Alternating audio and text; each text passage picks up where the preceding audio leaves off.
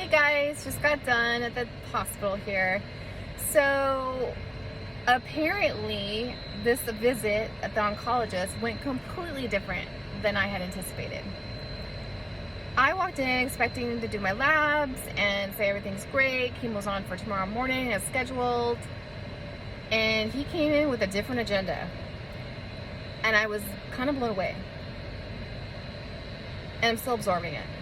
So basically, the cancer that they thought I had is not the cancer that I have. It's still cancer. But I had gone to UC Davis, and at UC Davis, the doctor there, I loved him.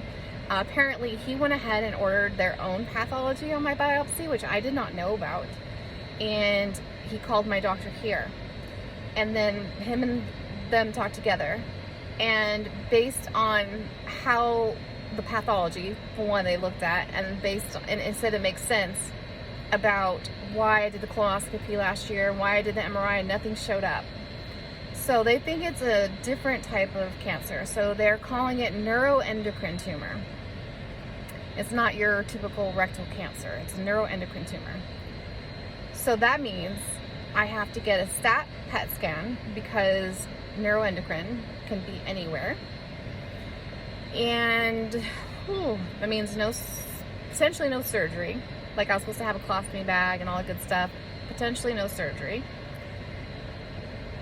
And my chemo regimen changes. So I only did one round of chemo, which I'm assuming did nothing since it's not the right type of cancer. But whatever, at least I understand what's happening now. So I'm okay with this because everything's meant to be. It's meant to be.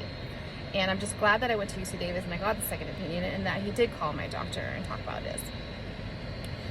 So what this means is my regimen changes. So the chemo drugs change. And I have to go in, it's 4 rounds of chemo, but it's 3 days in a row I get an infusion. That's considered 1 round.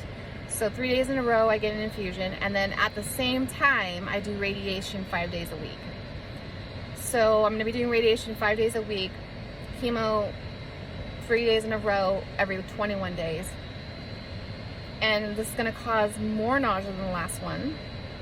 And it can cause kidney problems, so they got to keep an eye on that.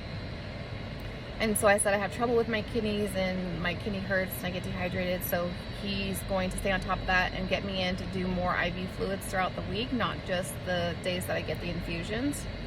So that will be helpful. And I also, neuropathy still, it's actually worse. Ringing in the ears I have to pay attention to because the ringing in the ears can be permanent, so I have to stay on top of informing them.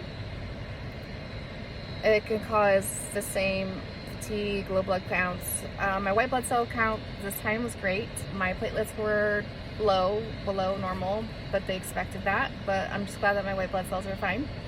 So obviously the shot and the moxa are working tangentially. Now with this, the prognosis for this type of cancer is it's high grade, and so it's a higher rate of coming back, and it's kind of like a resilient cancer. So, which is also why they're using a stronger chemo. And he did mention something about immunotherapy potentially later, depending on if it's in other areas of my body. I don't know.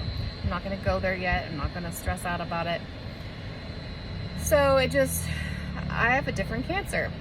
It's not exactly rectal cancer. It's in my rectum. I did talk to him about my constipation. He's going to prescribe me Senna S to help get things moving. And then I did see the port doctor right now.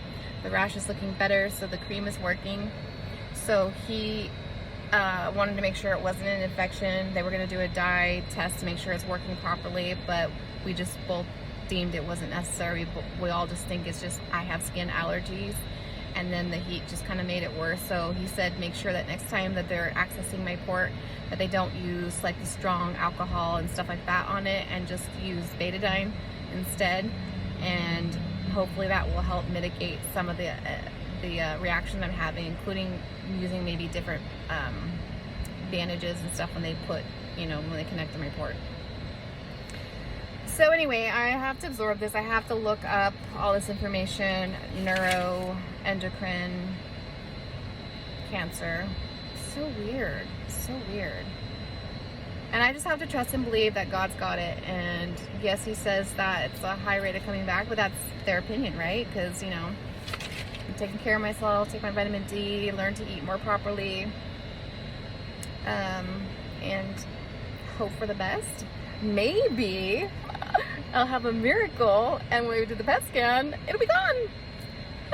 Well, you know, I can hope, right? I'm doing all the work mentally. Come on, to work with the mental and the physical and everything else, and just let it be gone. Take it, God. You can have it. I let you take it back and transform it into something else beautiful. So, thank you for the prayers. Thank you for the support. I love you all. I appreciate you all. And we'll see where this journey now takes us. Love always and forever. Bye for now.